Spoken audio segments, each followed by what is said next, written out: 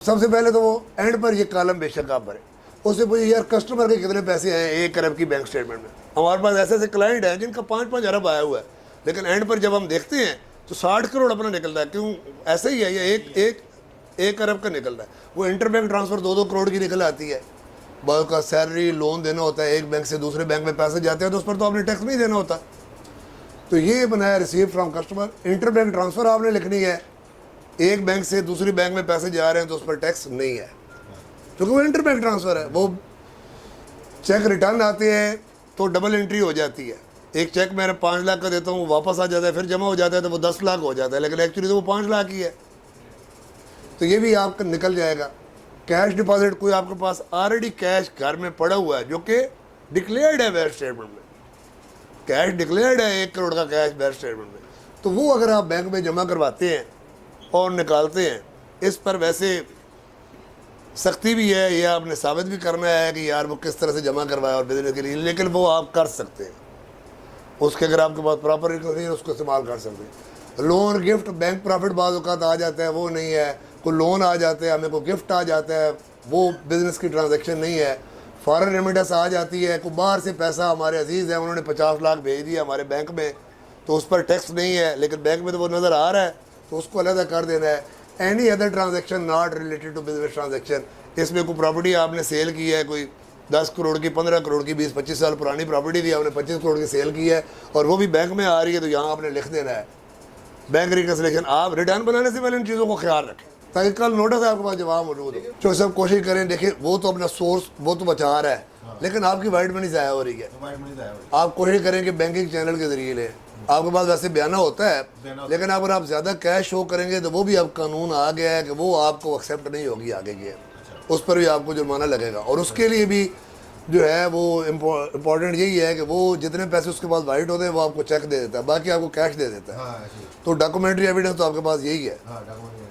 तो कोशिश करें कि बैंकिंग चैनल की तरफ ही आए सर, उसी का फायदा है। क्योंकि देखिए गेन आपका एग्जाम्प्ट है, सेक्शन 37 में आपने देना नहीं है। अब रजिस्ट्रार ने भी आपका 236C रजिस्ट्री के मुताबिक ले लिया, वो भी गलत है। वहाँ पर उसने कंसिडरेशन पर लेना है, वहाँ पर परचेज का 36K तो डीसी रेट पर है, लेकिन अगर आपने 5 करोड़ की प्रॉपर्टी ले गया है तो 2.75 उसने 5 करोड़ पर लेना है।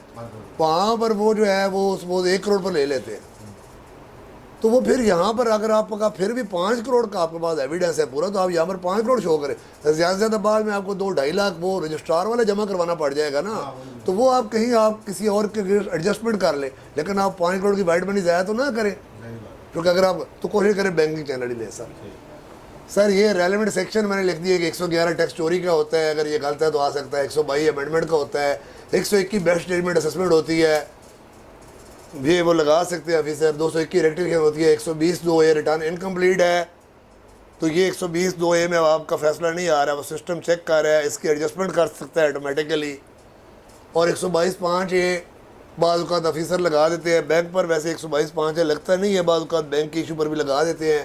170 इसमें से रह गया है, 170 का ऑडिट का पहले नोटिस आ सकता है। आपका कंप्लीट केस ऑडिट में सिलेक्ट होगा। ये नहीं है कि आपका 50 करोड़ बैंक में है तो वो फौरी तौर पर FBR से जो है वो आपको नोटिस के आप टैक्स जमा करवाएं।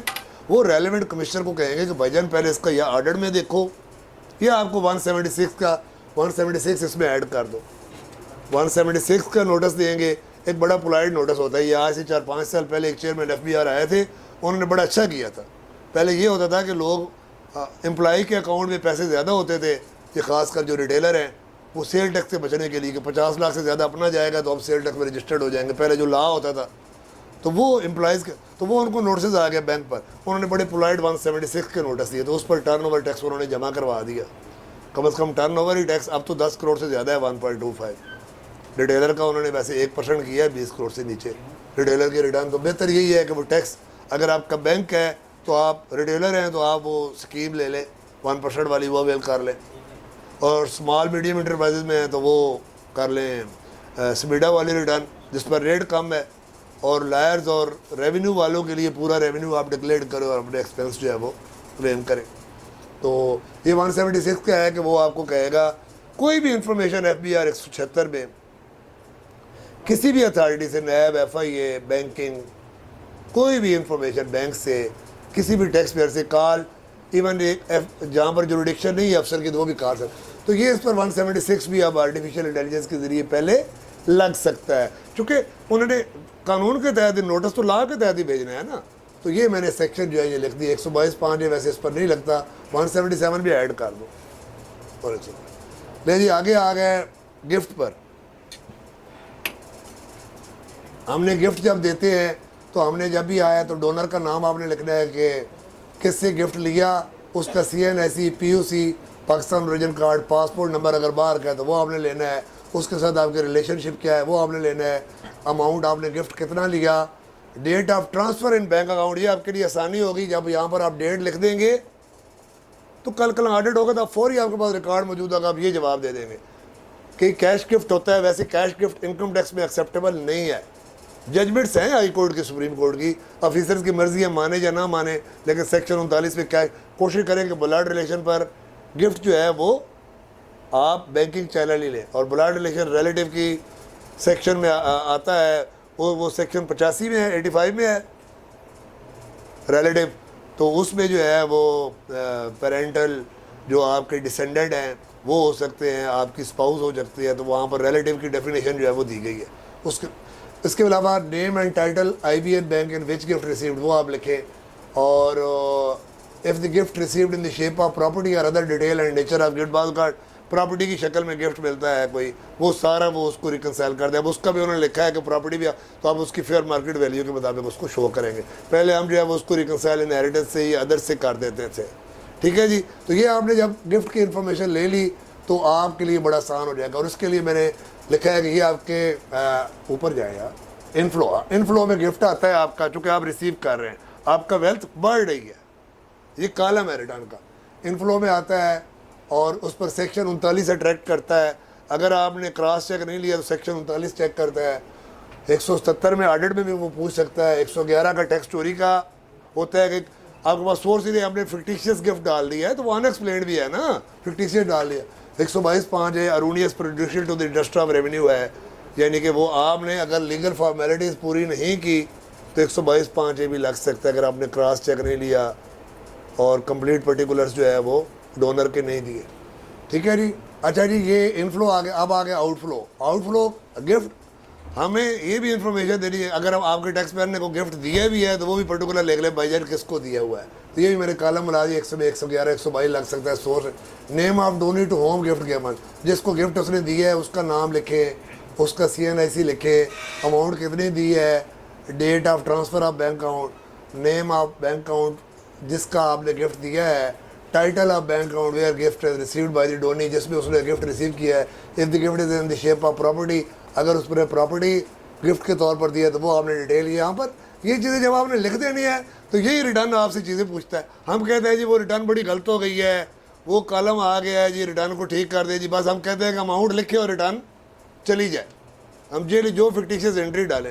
एक्चुअली तो वो कंफर्म कर रहा है ना भाईजान, क्योंकि उसने कल आप नहीं बचना है, आपको कल इलीगल नोटिस नहीं आएंगे। वो वेरीफाई कर देगा कि ठीक है उस बंदे ने भी शो किया हुआ, इस बंदे ने भी शो किया है, सिस्टम वेरीफाई कर देगा, आपको नोटिस ही नहीं आएगा। उसको सोर्स भी पता लग जाएगा कि जिसने वो गिफ्ट दिया है उसको प्रॉपर्टी पहले डिक्लेयर्ड थी, उसके पास कैश इन हैंड था। ये नहीं है कि आज आपने गिफ्ट दिया है और आज ही कैश इधर बाप का डाल दिया है जेली और वहीं से वो उसका आउटफ्लो डाल दिया और उसका इनफ्लो कर दिया। तो ये जो है ये टैक्स चोरी है, ये इनएक्यूरेट पर्टिकुलर है, तो इस पर आपको 111 लग सकता है। क्योंकि ठीक है आज रिटर्न रिवाइज कर सकता है गिफ्ट देने वाला अगर उसके पास सोर्स मौजूद है। मुझे एक पैसे आए इनहेरिटेंस से 50 लाख के और मैंने आगे दे दिए, बच्चे ने शो कर दिए, मैं भी डालना भूल गया, मुझे नोटिस नहीं आया, मैं आज उसको कर सकता हूँ रिवाइज, क्योंकि मेरे पास सोर्स मौजूद है। सोर्स है तो आप कर सकते हैं, लेकिन आप एम फिक्टिशियस डाल लें 200 तोले 300 तोले, तो वो उस चीज़ का जो है ना वो अब उनको इन्फॉर्मेशन सारी मौजूद है। गिफ्ट गिवन के नीचे आए जी डिटेल ऑफ फॉरेन रेमिटेंस, इसमें 111(4) सेक्शन ये कहता है कि 50 लाख तक जो भी आपको फॉरेन रेमिटेंस आएगा उसका नहीं पूछा जाएगा, बैंकिंग चैनल आना चाहिए या बैंकिंग कंपनीज के ज़रिए आना चाहिए, वेस्टर्न यूनियन के ज़रिए भी आप मंगवा सकते हैं, ये भी लॉ में चेंजिंग आ गई है। नहीं 50 लाख तक ब्लड रिलेशन का नहीं पूछता, किसी भी मंगवा, 50 लाख से ऊपर चौधरी साहब जो है वो ब्लड रिलेशन का पूछता है, क्यों जी अमार साहब? ये है name of sender if available and relationship with sender. ये मैंने कॉलम बना दिया। अगर वो कहता है मेरे भाई ने भेजे 40 लाख में, तो आप लिख लें। 50 लाख तक तो लिखने की ज़रूरत नहीं है। तो इफ़ अवेलेबल है तो लिख दें country from which remittance received, ये लिख दें amount of remittance, date of receipt of remittance in bank account, कब आया बैंक में, और इनकैशमेंट सर्टिफिकेट भी आप ले लें। कल जो उन्होंने पूछना है बैंक सर्टिफिकेट, तो अभी से आप अप्लाई कर दें। हाँ जी, नहीं इनकैशमेंट सर्टिफिकेट साथ मांग रहे हैं। नहीं नहीं नहीं नहीं नहीं, आप ख़त्म कर दिए। 50 लाख तक आप ख़त्म कर दिए। नहीं 50 लाख तक उसके बगैर डाल सकते हैं आप सर। वो लाभ में मौजूद, देखिए वो अगर सिस्टम में प्रॉब्लम है वो ठीक हो जाएगा ना। कानून तो मौजूद है ना, एक कानून मौजूद है कि सेंडर का बताना नहीं है। वो रिटर्न का जो टेक्निकल है वो चीज़ें ठीक हो रही है।